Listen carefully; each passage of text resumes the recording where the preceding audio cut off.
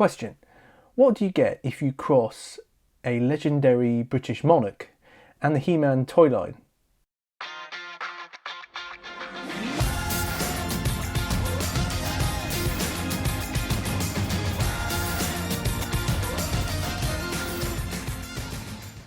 Welcome to Retro Toys TV, my name's Tim, and today we've got another toy review for you. The question I posed before the titles was, what is the connection between a legendary British monarch and the He-Man toy line? And you'll be surprised to know the answer is King Arthur and the Knights of Justice. Now, King Arthur and the Knights of Justice was arguably one of the greatest cartoons to come out of the early 90s. Quite a bold statement, but it genuinely was a really good cartoon, ladies and gentlemen. It had, certainly for me, one of the greatest title intros of any cartoon series. So no, Park Teenage Mutant Ninja Turtles, Park He-Man, Park Transformers. This one was King Arthur and the Knights of Justice theme tune, which was by far one of the best intros.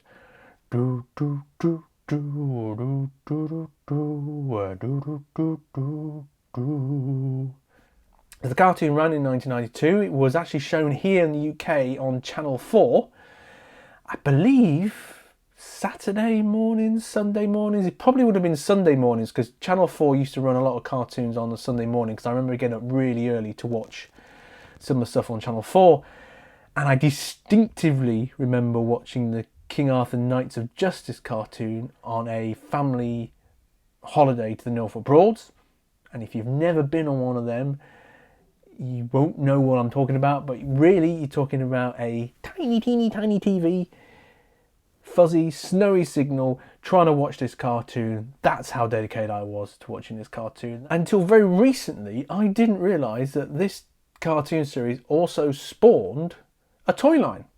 A very limited, teeny tiny toy line, but a toy line nonetheless. It had a very small, very limited run. It only had 5 action figures, 3 goodies, 2 baddies, and 3 playset accessories, one of which, I'll come to in a minute, didn't even get released. The 3 baddies were King Arthur, Sir Lancelot, and Sir Darren. The 2 baddies were Warlord Viper, the leader of the villains, and Warlord Slasher.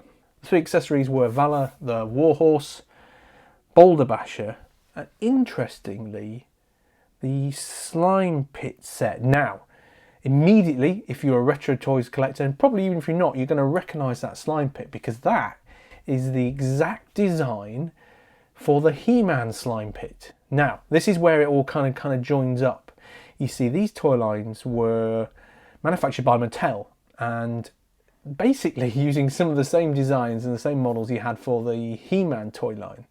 And once you realise this is exactly the same design as a Hordak Slime Pit, you start to see some other similarities between the figures that were made and those of the He-Man, the original He-Man toy line. Arguable as to whether Mattel had any kind of input into the cartoon along the same lines as they did for He-Man, but the Slime Pit did appear in one of the episodes in the cartoon, albeit the Hordak head was different. So it might be that they had some input, but judging by the fact they only had one toy line and it only ran for a short period of time, it's arguably that the cartoon producers got Mattel on board after the event rather than it being a joined up collaboration like it was through the original He-Man run.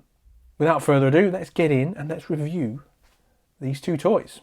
So what figures have I actually got? Well, I've got two figures right here. We have, this is probably my favourite one, we have the King Arthur figure, Arthur King as he's known in his modern day name for the New England Knights, I think the American football team were. Has a little mask that pops up and it pops down like that. How good is that? King Arthur comes with no accessories, unfortunately. He does come with his cape, which is quite unusual because and easily lost when they are not attached to the figure.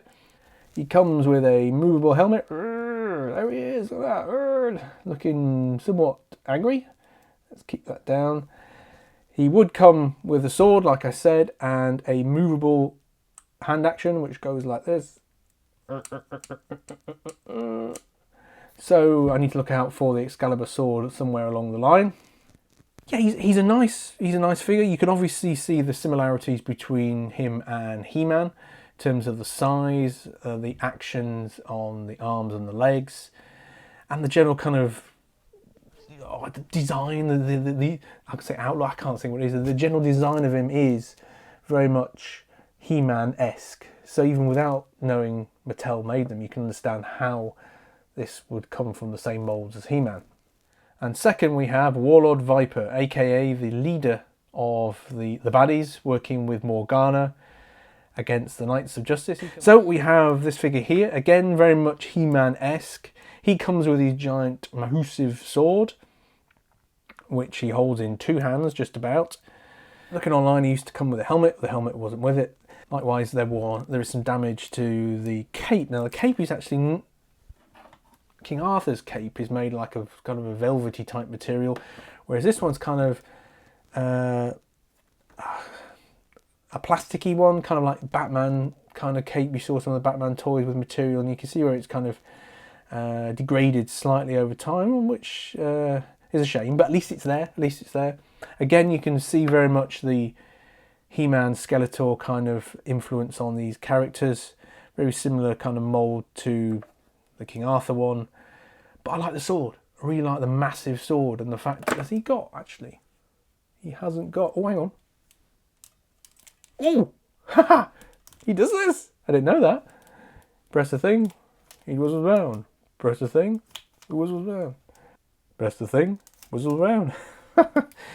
So the figures obviously had some kind of very basic kind of action with them. Now, I never understood, and I probably need to find out why they use all the Arthurian legends of Merlin, King Arthur, Morgana, Lancelot, blah, blah, blah, blah, blah, but they didn't use Mordred as the main villain. They use Viper. Now, there's obviously a reason why that is, but I don't know why that is.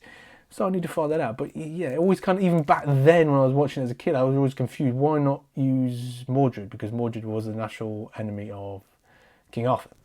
I like these figures. I like them because they're unusual. I like them because they are toys from a limited run cartoon that I really enjoyed as a kid. I did not know they did these.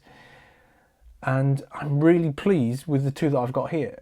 Did you watch King Arthur Knights of Justice when it was on TV in the 90s? What did you think? Stick a comment in the comment below and let me know what you think about anything to do with King Arthur Knights of Justice. Please like, subscribe and ring the bell, and check out my Instagram page as well. I'll be putting up some more photos of these toys plus all the other toys I've been talking about in previous videos. I'll be back very soon with some more retro toys reviews and videos. Until then, see you soon. Bye bye.